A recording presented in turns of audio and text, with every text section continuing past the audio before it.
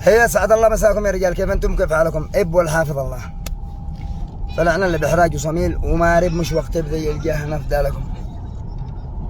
ومكانتهم ما خلوش لابو حيدر حاله. الناس بيجوا يحرجوني يبزوني صميل صنعاء هذا. امس رسلوا لي واحد ساكر فل ساكر شمه جيفه ما حد ما اجزاء. وبعد جا اشتي يستفزني اشتي يهتورني جنب اصحابي وكذا.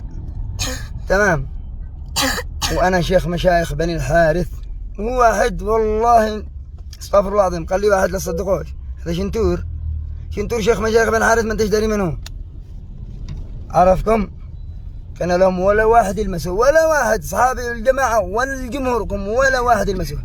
طرح السياره ورا السياره حقي ولا رضي يوخر ابدا. جاءوا له بجيهان الله بالبنادق بواس في الصاعه يا في الصاعه.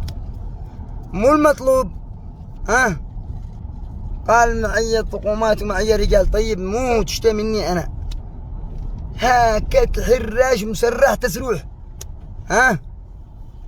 يعني حاول يستفزني بكل قوة. وانا معي 3 سيارات حقي اصحابي الذي اشتعلنت وحقي هذا اللي طلعوا به. تمام. ما اقول كل اعوذ بالله من الشيطان الرجيم. صاحبي يجلس جنب السيارة وبزوك نفسي ركبك بالسيارة انا وصحابي حق واحد من الذي اشتعلنت من اصدقائي ودها كل الموقع وجزاك. جو ابو حيدر فلت وجزاء سيارة ثانية شغل السيارة ولاحقني. دليكم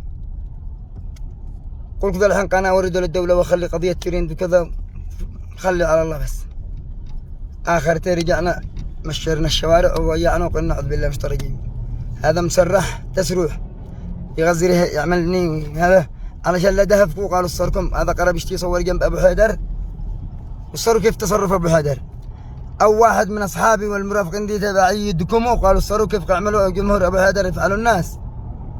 بفضل الله ما حيقدر مهما فعلكم وأنا والناس أخوة وما بوش داعي أنكم تستفزوا أبو حيدر. هو واحد بسيط إلا بعض الناس يهولوا المشكلة أبو حيدر ولا أبو حيدر من حضرت أبوه وهذاك أبو حيدر.